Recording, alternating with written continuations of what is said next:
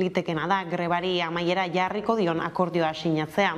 Atzo 8ko bileran sindikatuek ez duten onartu Jaurlaritzaren sintesi eskaintza, borondatezko kaleratzen inguruko baldintzetako bat aldatu zuelakoan. Astebete geroago baina, oztopo nagusia zenak konpondua dirudi, edo horrela jakinarazi dio behintzat enpresak lansaiari. Arratsaldeon guztioi, gaur ikusi beharko da borondate onerako asmo hori benetakoa den. Bileraren emaitza edo zein izan da ere, langileek afiliatuen bileretan berretsi beharko lukete akordioa. Badatu Tubacex-eko lan gatazka luzea amaitzear egon daitekeen honetan, Ixon Erretes Tubacex-eko langile eta labeko kidearekin hitz egin dugu gakoak saioan. Azpimarratu duenez, oraindik ez dago ezer sinatuta, beraz arratsaldera itxaron beharko da bilkuraren emaitzaren berri izateko. Akordio bat edo aurre akordio bat planteatzen baldin bada, esan behar da, enpresa ez dela bere nahiarekin, ez duela bere nahia bete, ez? Azkenean kaleratuak nahi zituen eta jende konkretu bat kaleratu nahi zuen, eta hori bertan bera geratuko litzateke. Gero xau helduko diogu Tubacex-eko gatazkari, lehenago eguneko bestelako lerroburuei heldu behar baitiegu Gipuzkoan zaharretxe baten egoilearrak 14 orduz jamarik izan dituztela salatu duela sindikatuak. Elaren salaketa baten arira egindako ikuskapen batek azeleratu du, Donostiako txara lehena zaharretxeak ez dituela langileen ratioak betetzen. Sindikatuak oharbidez adierazi du egoitzak kudeatzen dituzten enpresa pribatuek ahaztu egin dutela pertsonekin egiten dutela lan eta ez torlojuak egiten. Bestaldetik, argindarraren handizkako prezioak errekorretan direla, elektrizitate merkaturatzaile nagusiek erabaki dute ez dietela eutsiko bezero handiekin zituzten epe luzeko kontratuei. Kontratuok berriz negoziatu edo bertan bera utzi, bere bezero handiei ez die beste aukerarik eman esaterako Iberdrolak. Haien artean milaka lantegi eta enpresa txiki ere badaude, bere garaian argindar merkaturatzailearekin epe luzeko argindar prezio finkoak hobetsi zituztenak, edota zuzenean Iberdrolaren adar sortzailearekin argindar berriztagarriko epe luzerako kontratuak dituztenak. Madrildik datozen erabakia iso berriz, Kongresuak argi berdea emango dio ostegun honetan trafikoaren legearen erreformari. Izan ere, beste neurri batzuen artean, 6 punturekin zigortuko du mugikorra eskuan dela gidatzea, eta 4 punturekin segurtasun uhala ez erabiltzea. Gainera, patinete elektrikoak gidatzeko kaskoa beharrezkoa izango da. Zeresan handiena sortu du beste neurri batek orain arte ez bezala, aurrean zean turismoek eta motozikletek beste ibilgailu batzuk aurreratzen dituztenean, ezingo dute gehiegizko abiadura muga 20 km/orduko gainditu. Halaber, 3 beharrean 4 puntu kenduko ditu segurtasun uhalak, haurrak babesteko sistema, kaskoa eta bestelako babes elementuak ez erabiltzagatik. Ostera, Europar Batasunaren eta Marokoren arteko arrantza eta nekazaritza akordioak baliogabetu dituzte. Europako Batasuneko Auzitegi Orokorrak talde komunitarioaren eta Marokoren arteko arrantza eta nekazaritza akordioak baliogabetzea erabaki du. Bi aldeek Mendebaldeko Saharako herritarren onespenik gabe onartu zituztelako itun horiek. Fronte Polisarioak aurkezturiko helegitei emandako erantzuna da. Erakundeak argudiatu baizuen adostasun horiek Mendebaldeko Sahararen oniritzik gabe onartu zituztela. Erabaki judiziala kolpe gogorra da Marokorentzat. Akordio horien bidez Mendebaldeko Saharan lukeen subiranotasuna inposatu nahi baitu. Auzitegiak argudiatu du eremu hori deskolonizazio prozesu baten zain dagoela eta hortaz, itunek ez dutela baliorik akordioek Mendebaldeko Saharako produktuak eta baliabideak ere hartzen dituztelako kontuan. Eta nazioarteko gaiekin amaitzeko, Ekuadortik berrian gutxienez 116 pertsona hil dituzte espetxe bateko borrokan. Egoera ikaragarria dela esan du Ekuadorko espetxe zerbitzuko zuzendari Bolivar Garzonek. Izan ere, herrialdeko espetxetan inoiz gertaturiko borrokarik odoltsuena gertatu da Guayaquil hiriko litoral presondegian.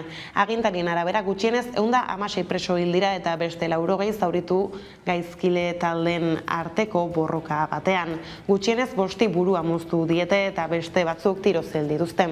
Borrokan granadak ere erabili dituztela adierazi du poliziak. Ekuadorko hedabideen arabera, Mexikoko droga kartelek agindu duten matxina da. Eta gauzak horrela direla, heldu diezaiogun berriz eguneko argazkiari Tubacexeko langile batzordeak, enpresak eta Jaurlaritzako lansaiak gatazka konpon dezaketen bilera egingo dute gaur. Borondatezko kaleratzen arazoa bideratuta, akordioak oso gertu dirudi. Tubacexeko lan gatazkak egun erabakigarria du gaurkoa. Eusko Jaurlaritzako lan eta enplegu sailak, zuzendaritzak eta langile batzordeak bilera izango baitute arratsaldean. Pasaden astean langile batzordeak ez zuen onartu lakuak egindako eskaintza. Beharginen esanetan enpresak borondatezko kaleratzeen inguruko baldintzetako bat aldatu zuelako. Izan ere sindikatuek azaldu zutenez, 22 langileek egoerak behartuta onartu zuten kaleratzea. Hala, Euskal Autonomia Erkidegoko Auzitegi Nagusiak erregulazio espedienteko kaleratzeak indargabetu zituenean, borondatezko kaleratzeak behartuak bihurtu ziren. Horrela, langile batzordeak Jaurlaritzari jakinarazi zion 22 langile horietatik enpresatik ateratzeko zenbat langile zeuden prest eta zenbat ez. Badirudi enpresak borondatezko kaleratzen tratamendua aldatu duela eta atzo Gasteizko gobernuko iturriek aurre akordioaren iragarpena egin zuten. Hala ere beharginek ohartarazi zuten akordioa sinatu eta adostu gabe dagoela. Gaur ikusi beharko da borondate onerako asmo hori benetakoa den, baina batzarraren emaitza edozein izan dare langileek afiliatuen bileretan berretsi beharko lukete akordioa. Azken orduko aldaketak egon ezean litekena da grebari amaiera jarriko dion akordioa sinatzea. Akordio horrekin 29 langileek bermatuta izango dute 2024 arte arteko lana eta arrazoizko epeak betetzen badira, asmoa da astelenean lantegietan sartzea. Horrez gain 3 urterako lan hitzarmen berria sinatuko dute eta baldintzak gogortu egingo dira. Besteak beste kapiren araberako soldata igoerak izoztu egingo dira eta langileek urtean beste 40 ordu egin beharko dute lan. Arabatik Gipuzkoara elak salatu baitu, zaharretxe batean egoiliarrak 14 orduz jamarik izan dituztela. Ikuskapen batek azaleratu du Donostiako Txarabat zaretzeak ez dituela langileen ratioak betetzen. Ikuskapenak jaso du egoilarrak 14 orduz egoten zirela, elikagairik hartu gabe eta gozaltzera askotan fardelak aldatu gabe eramaten zituztela besteak beste. Izan ere, ELA sindikatuak salaketa bat aurkeztu zuen eta horren harira ikuskatzea egin dute zahar egoitzan. 250 egun baino gehiago daramatzate sektoreko langile greban. Hala, ELAren esanetan, ikuskapenak agerian utzi du beharginen aldarrien zilegitasuna. Horrez gain, sindikatuak ohartarazi du egoera ez dela mugatzen Txarabat zaretzera. Horrekin bat egin du Santi Ugarte Gipuzkoako Senideak elkarteko kideak Euskadi Irratian eta salaketa asko jarri dituztela gaiztigatu du. Bai, guk salaketa mordoska bat egin ditugu eta hortxe gatzen dira, eta kasu batzutan, hau bezala, aurre atera da, informe auki dugu, eta baina horrelako asko daude bai. ELA Gipuzkoako Aldundia jo du erantzule nagusitzat diruz laguntzen dituelako sektoreko enpresa pribatu guztiak eta ratioak zehazten dituelako. Gauzak horrela, ELAk 3 eskaera egin ditu. Maite Peña Gipuzkoako Aldundiko gizarte politiketako diputatuak dimisioa aurkeztea, behargin kopurua handitzea eta langileek egoilarrak artatzeko duten denbora luzatzea. Ostera Ondarroako arrantzale bat hilda, lan istripu batean, 40 urteko arrantzale bat hilda bart Ondarroako Kaxarra arrantza ontzian. Laneko istripua kostatik 6 miliara gertatu da, eta laben arabera, kasu hauetarako ezarrita dagoen protokoloak porrotu egin du. 48 dira, dagoeneko 2021 honetan Euskal Herrian beharrean hil diren pertsonak. Eta ekonomia arloko gaiekin jarraiki Espainiako gobernuak argindarraren faktura ez igotzeko hartutako neurriei erantzuteko Iberdrolak berriztagarrien proiektuak geldiaraztea erabaki du. Testuinguru horretan argindarraren eta erregaien prezio igoerak bultzatuta, kontsumorako prezioen indizea azken 13 urteetako tasarik altuenean kokatu da, dagoeneko 103 txiruda hegoaldean. Pedro Sánchezen gobernuak larrialdiko behin-behineko neurriak hartu ditu orain gutxi kontsumitzaileek euren fakturetan ahalik eta gutxiena igartzeko argindarraren eta gasaren izugarrizko prezioak. Eta neurri horien artean dago ezohiko etekinak izaten ari ziren konpainiei mozkine zati bat kentzea, Iberdrola, Endesa, Naturgi eta lakoen haserrerako. Gauzak horrela Iberdrolak eten egingo ditu energia berriztagarrietan Espainiar estatuan egitera zioan inbertsio guztiak, errentagarritasunaren ustezko jaitsiera aipatuz. Horrek Euskal Herrian ere eragina izan lezake. Idurre Bideguren EH Bilduko senatariak Bizkaia Irratean adierazi du Moncloak hartutako neurri horren erantzuna mehatxua izan dela. Enpresa pribatu batzun eskuetan itxi izan bere garaizen energize, eta horren konsekuentzizek diez, momentu honetan pairatzen ari garanak ez. Bada Espainiako gobernuak argindarraren faktura ez igotzeko hartutako neurriei erantzuteko konpainiak berriztagarrien proiektuak geldiaraztea erabaki duenean, Ignacio Sánchez Galán Iberdrolako presidentea Nazio Batuen erakundean aurkeztuko da hidrogenoaren aldeko koalizioaren buru gisa. Testuinguru horretan argindarraren eta erregaiaren prezio igoerak bultzatuta, kontsumorako prezioen indizea azken 13 urtetako tasarik altuenean kokatu da. Dagoeneko 3,3 da hegoaldean. Bada 4 langatik hurbil geratuko da irailean kontuan hartuta INEk gaur jakinarazituela Espainiako inflazioa 4 igo dela. 2008 urtetik ez da garestitza handiagorik izan adierazle horretan. Hori hala Hego Euskal Herrian ere gorakada handia espero da inflazioan, energia izugarri bultzatzen ari delako gora, inoizko preziorik garestienetakoekin. Argindarra kontroli gabe doa gora eta atzo handizkako merkatuan 180 euroan zegoen kilobat ordua. Horri gehitu behar zaio petrolioa gero eta garestiago saltzen ari dela eta brentupelak $80 gainditu dituela.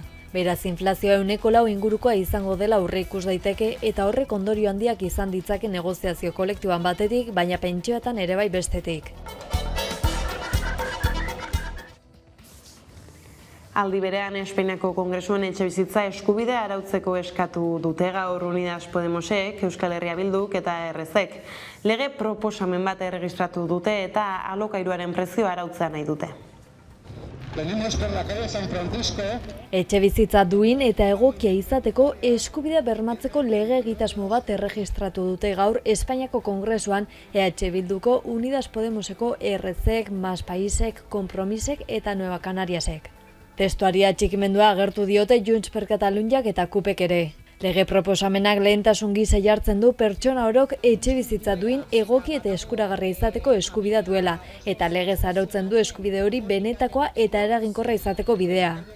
Horrez gain besteak beste aldaketak aurre ikusten ditu hiri alokairuen legean, eta proposamenak jasotzen ditu hipoteka merkatua erregulatzeko. Bestalde helburuen artean ezartzen du etxebizitza eskaera gehien duten udalerriek etxebizitza parke osoaren 20% etxebizitza sozialetara bideratzea, 20 urteko epean.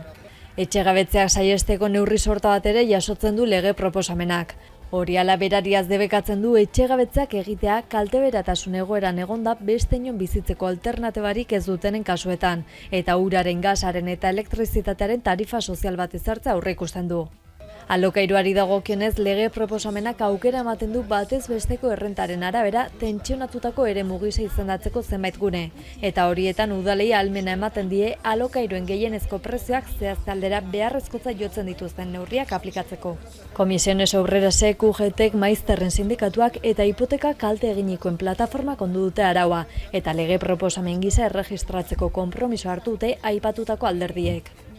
Espainiako gobernuko bazkideak otsailean aurkeztekoak ziren etxebizitzarako lege proposamen bada, baina 8 hilabeteren ostean ez dute lortu akordiorik.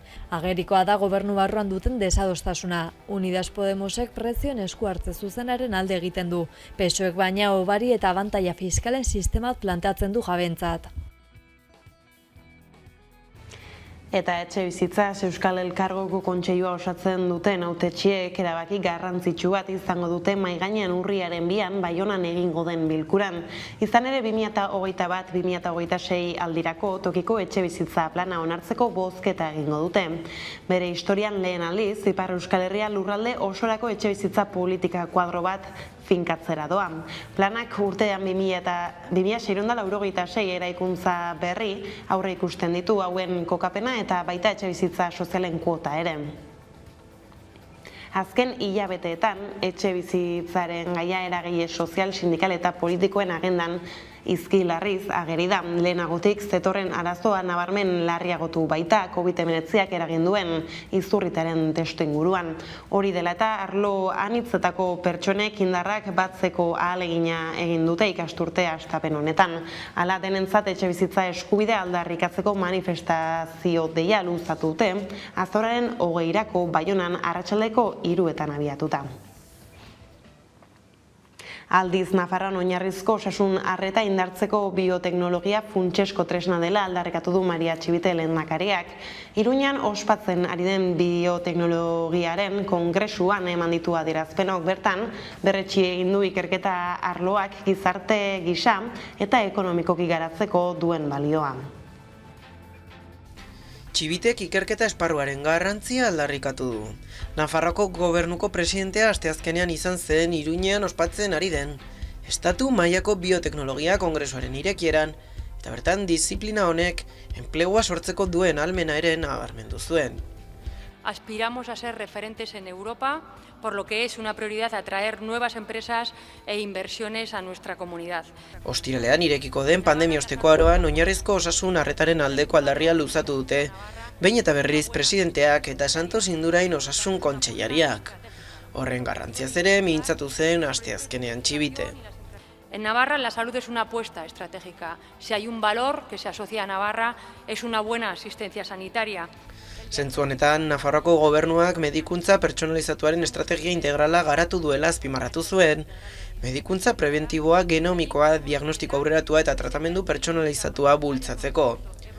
Gaur egun, arlo biomedikoan 30 enpresa baino gehiago osatzen dute industria hori Nafarroan, eta beste 40 inguruk osasuneko beste arlo batzuetan.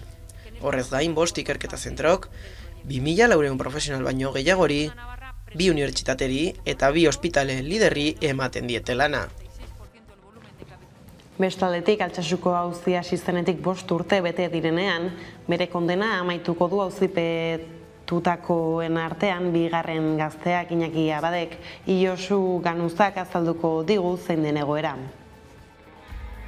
Iñaki Abad aske geratuko da igandean 5 urteren ostean. Hilabete honetan 5 urtekoa bete du Altsasu auzia delakoak, eta atxilotutako eta epaitutako gazten artean bigarrenak beteko du kondena urriaren 3an. Gogoratu beharra dago, 2016an Burundako herrian izandako istiluengatik auzitegi nazionalak lehen epaiketan 13 eta 2 urte arteko kartzela zigorra ezarri ziela Altsasuko 8 gazteei. Auzitegi gorenean helegitea aurkeztu ondoren 9 urte eta erdi eta urte eta erdi arteko zigorrak ezarri zizkieten Oian Arnaz, Jokin Unamuno, Adur Ramirez, Jon Anderkov, Julen Goikoetxea, Ara Zurrizola, Iñaki Abad eta Inara Urkijori. Orduz geroztik defentsek borrokatu egin dute Altsasu auzia Estrasburgoko giza eskubideen auzitegira eramateko, eta udan jakin izan zen tribunalak gaztetako 6 helegiteak onartu zituela. Aurkeztutako helegitean defentsak azaldu zuen auzipetuek ez dutela bidezko epaiketarik izan, tartean frogen ukapena, azterketen irregulartasuna edo prozedura judizialaren bikoiztasuna gaineratuta. Litekeena da Estrasburgoko ebazpena gazte guztiek euren kondenak beteta izango dutenean iristea. 8 lagunak sakanan daude jada udaurretik eta zigorra betetzen ari dira. Jon Anderkov eta Julen Goikoetxea izan ziren Zabaiako espetxetik atera ziren azkenekoak, ekainaren 22an 3. gradua jaso zuten, presondegira lo egitera itzultzeko beharrik izan gabe. Aina Urquijok bete zuen kondena lehenik, eta esan bezala, igandean, Iñaki Abaden txanda izango da. Ostera abiatu da lau egunez, Nafarroa zeharkatuko duen euskal presoen eskubideen aldeko martxa Lesakan eman diote abiapuntua ekitaldi batekin, eta Nafarro osoa zeharkatu ondoren Berriozarren emango diote amaiera larun batean. Esaten ari gara momentuaren garrantzia, azpimarratzen ari gara momentuaren garrantzia, ematen ari direla urratsak, nahikoak ez oraindik guretzako, baina pixkanaka eta ibilian bagoazela urratsak emanez. Gaur jaso dugu, hain justu, beste 9 euskal preso Euskal Herriratuko dituztela, tartean Lesakakoa den Igor Portu. Bueno, bagoaz, zama arintzen ari da. Salbuespena indargabetuz eta legea aplikatuz, euskal presoen etxeratzeko bidea gauzatu egin behar dela. Presoak etxeratzeko prozesuari bultzada ematea dela, nolabait ere gaur hasi eta larun bat arte, kilometroz kilometro, herriz herri, eskualdez eskualde egingo duguna. Azken batean, ulertzen dugulako prozesu hori, etxeratze prozesu hori, ezinbesteko ekarpena dela bizikidetza demokratikoaren esparru bat sendotzeko. Eta hortaz, horri esker, indarkeriak eta sufrimenduak markatutako ziklo historiko luze bat atzean uzteko. Eta euskal presoez gabiltzala Espainiako espetxe erakundeek iragarri dutenez, 9 euskal preso ekarriko dituzte Euskal Herrira.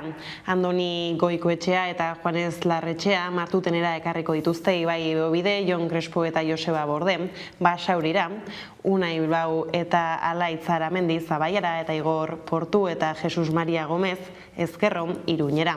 Gomez eta Crespo gainera 3. graduan jarriko dituzte. Ordea, 6 urteko beste zigor bat ezarri diote Jurdan Martitegiri epaiketa burutu gabe. 10 urteko espetxe zigorra eskatzen zuen fiskaltzak Jurdan Martitegi euskal presoaren aurka. Gaur asteazkenean Auzitegi Nazionalean deitua zen epaiketa eta gero jakin izan denez azkenean 6 urtetan utzi dute zigorra berak leporatutako sabotajea bere gain hartu ostean. Beste zenbait pertsonekin batera, Jurretan Citroen enpresako ibilgailuen saltoki bat erre izana zen akusazioa. Duela 21 urte gertatu zen ura 2000. urtean hain zuzen ere. Martitegi 2009. urtean atxilotu zuten Perpignanen etako kide izateagaitik eta geroztik preso dago. Orain Martutenen ari da zigorra betetzen.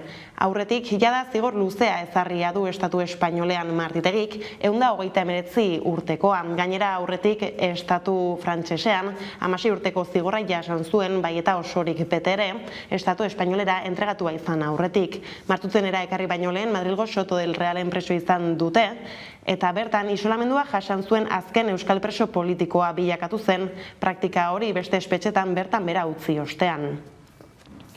Tagaitz aldatuta eta kultur gaiei helduta, Miren Agurmeabe idazlea izan dugu gaur gonbidatu nagusi gisa Eguerdiko magazinean. Espainiako poesia saria eman diote Nola gorde errautsakolkoan liburuagatik, eta lehen aldia da euskarazko liburu batek halako saria jasotzen duela bada titulu hori izatearen sentsazio ezaritu da. Posa, zer esanik ez, lan batzuetan zehar egindako lanaren aitortza delako.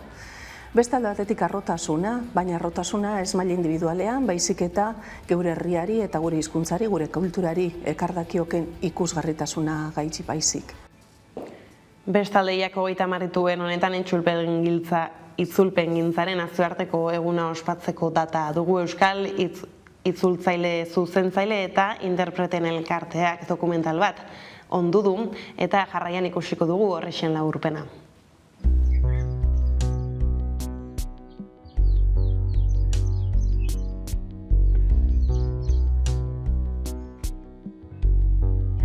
Genezake itzultzea besteak beste zubiak egitea dela, ezberdinen arteko zirkulazio sistema bat osatzea.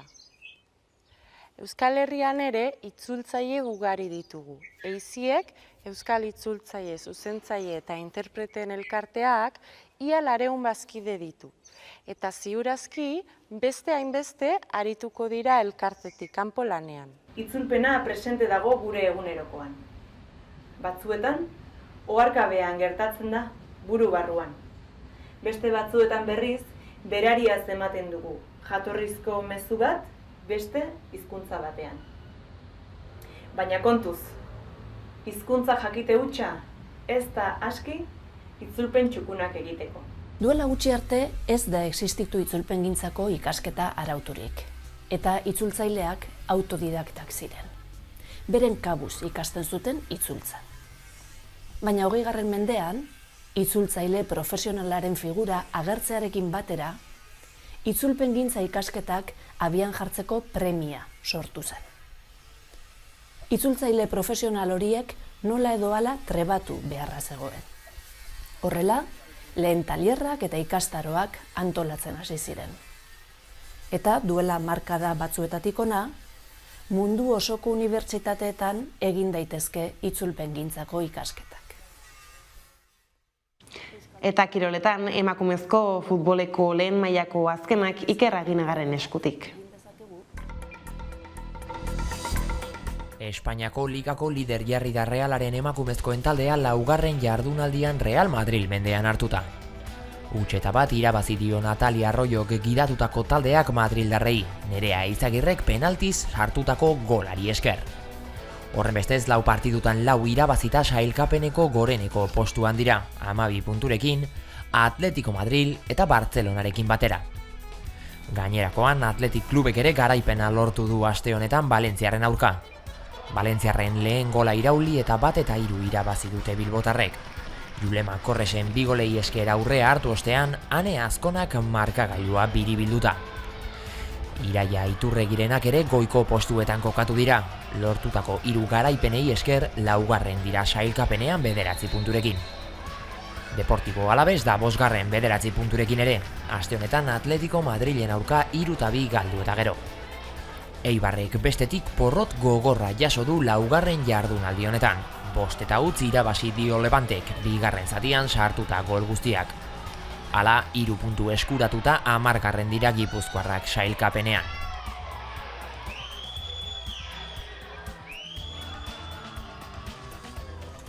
Bada gauzak horrela direla, iritsi gara albistegiaren bukarara, proposamen musikal batekin utziko zaituztegu Giante talde gasteiztarraren Kresala bideoklipa zuzen ere gustatuko zaizuelakoan besterik ez gure aldetik hauek izan dira eguerdiak gurean gaur utzi dituenak.